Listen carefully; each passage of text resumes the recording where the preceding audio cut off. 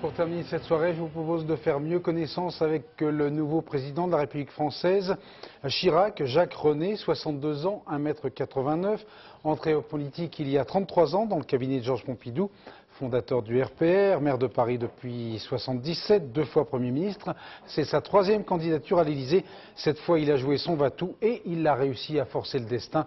Portrait signé Patricia Charnelet.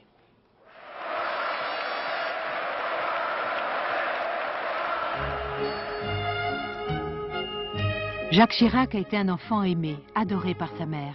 Ses 4 grands-parents étaient tous instituteurs et corésiens, et c'est dans cette terre rude et belle que sont nées ses racines paysannes. À 17 ans, après le bac, Jacques Chirac se dit qu'il n'est pas fait pour les études. Alors, il lève l'ancre, il s'engage sur un cargo. Jeune homme libre, il rêve d'aventure. Quelques mois plus tard, de retour à Paris, il signe l'appel de Stockholm qui réclame l'interdiction absolue de l'arme atomique. Tenté un instant par la gauche, il sera un étudiant assidu à Sciences Po où il rencontre sa future femme, Bernadette Chaudron de Courcelles. Mais la guerre l'attend en Algérie. Pendant 2 ans, sur un piton isolé, tout près de la frontière marocaine, il apprend l'art du commandement.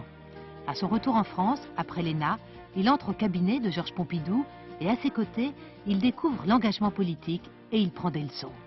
Georges Pompidou m'a dit, eh bien Chirac, vous allez avoir un strapontin dans le gouvernement. Et il a ajouté, et n'oubliez jamais une chose, ne vous prenez pas pour un ministre. Et ça, je ne l'ai jamais oublié. Lui ne s'est jamais pris pour un président. Enfin, je veux dire, il en a assumé toutes les responsabilités, etc. Mais comme on dit, ça ne lui est jamais monté à la tête. Ah ben toi, tu vas aller faire... En 1967, Jacques Chirac est élu député de Corrèze. Tu te fais pas de ville, toi? Non, Ah, non. je suis comme toi. Ouais. Toi, tu n'as pas l'air de t'en faire guère mieux. T'as un bon placeur? Oui. Georges Pompidou en fait un secrétaire d'État aux affaires sociales. Il sera ensuite ministre, à l'agriculture, à l'intérieur. À ses amis, il apparaît alors comme incroyablement actif, débordant de vitalité, conquérant. Je voyais un beau jeune homme, ardent sur ses dossiers, ardent sur la vie. Comment ne pouvait-on pas l'être en travaillant avec Pompidou, d'ailleurs? La mort de Georges Pompidou est pour Jacques Chirac la fin de l'apprentissage. Il est maintenant un acteur de la politique, avec ses violences, ses trahisons, ses idéaux et ses passions. Chirac lâche sa banc, et il devient à 42 ans le Premier ministre de Giscard. La cohabitation entre deux est de plus en plus difficile, voire impossible. Chirac claque la porte de Matignon. Je ne dispose pas des moyens que j'estime aujourd'hui nécessaires pour assumer efficacement mes fonctions de Premier ministre. Chirac réagit aussitôt. Il se fait réélire député et surtout il prend d'assaut le parti gaulliste.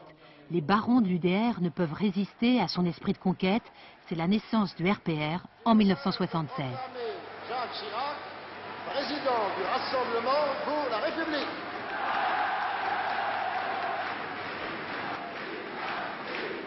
Un an plus tard, avec insolence et détermination, malgré les sondages et les conseils, Jacques Chirac devient le maire de Paris.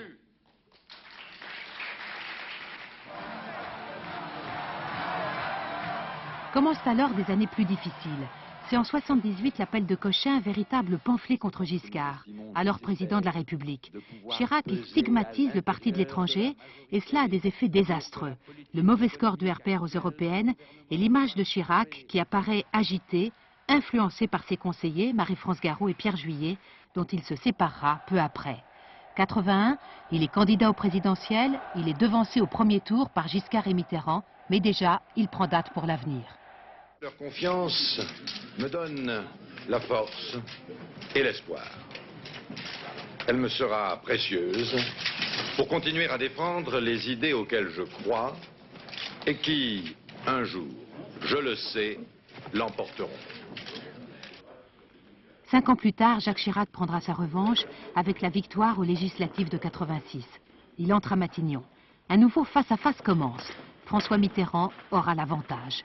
Pour la deuxième fois, Jacques Chirac échouera au présidentiel. C'est pour lui la très sévère défaite de 1988.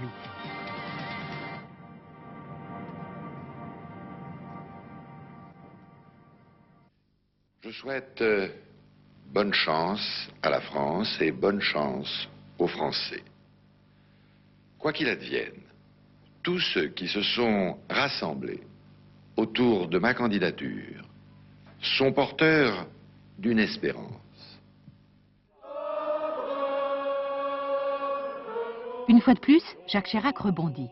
Aux législatives de 93, le RPR est le premier parti de France. Chirac offre Matignon à son ami de 30 ans, Édouard Balladur. Peu à peu, les relations entre eux deviennent exécrables. Jacques Chirac est de plus en plus isolé. Il part sillonner la France à la rencontre de milliers de citoyens anonymes. Voilà. Alors je sais pas, je les donne pas, je les vends. Un baiser. Voilà. Voilà, tiens.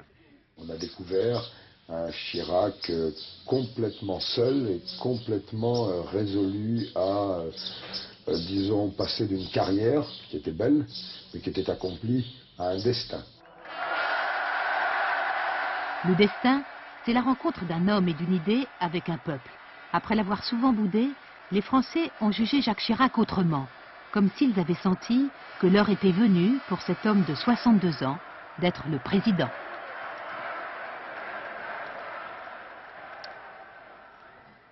Ce qui est fait ce soir donc pour M. Jacques Chirac, qui est le nouveau président de la République élu par 52% des Français. Nous vous l'annoncions dans notre estimation BVA très exactement dès 20 h, je le rappelle ici.